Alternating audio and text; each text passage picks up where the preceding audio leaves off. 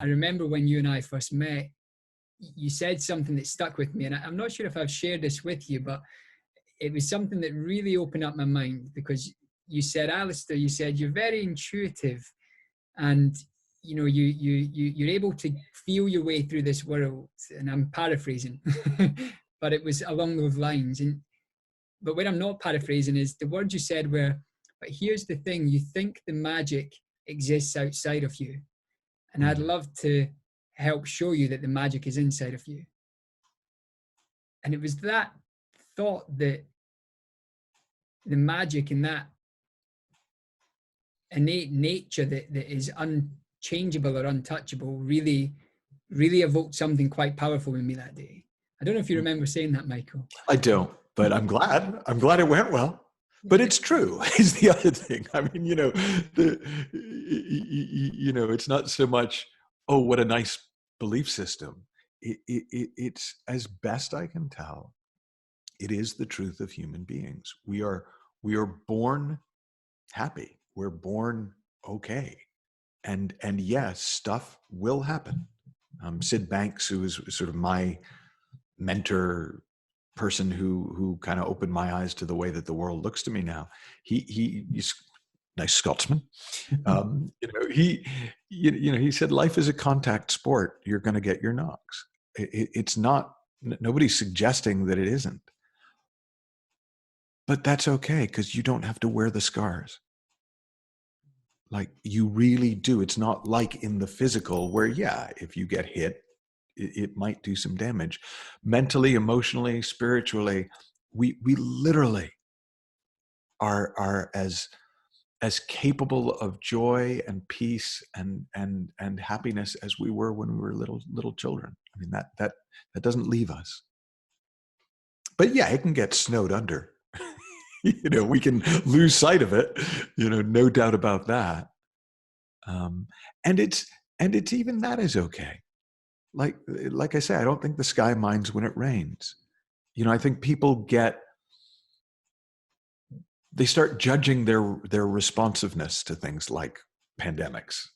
Like, how the hell do any of us know how one is supposed to respond to a pandemic? When's the last one you were in? Me neither. Right? So I don't know. Maybe that's the right amount of angry and the right amount of sad and the right amount of worried and but underneath it all, you're as good as new. It's just like before the pandemic. It's what the aliveness in you doesn't go anywhere until it does. And it's not, I don't think the aliveness actually goes anywhere. I think we do at some point. But so that knowledge, to me, has just made the unknown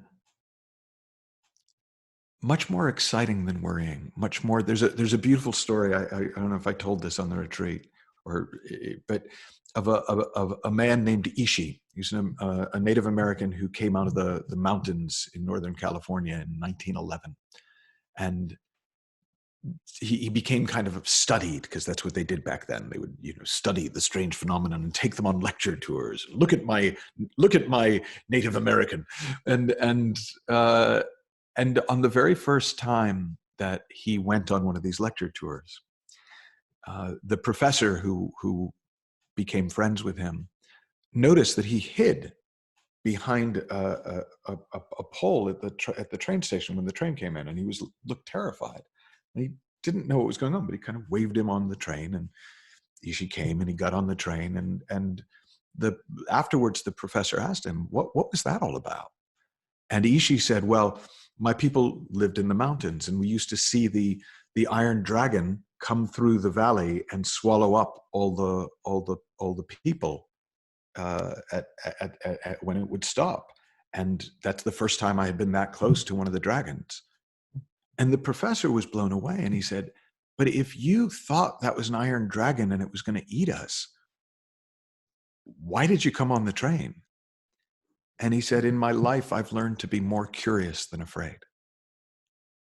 And see, I love that, because it's not saying you're not supposed to be afraid, but if you're more curious than afraid, it doesn't matter so much, because it's not going to stop you. It's not going to be a I can't do anything because I'm scared. It's like, yeah, sometimes I'm scared.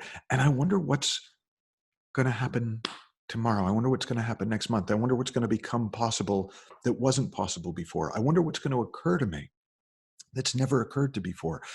I wonder what's going to come through me. The excitement, the unknown is a place of pure possibility.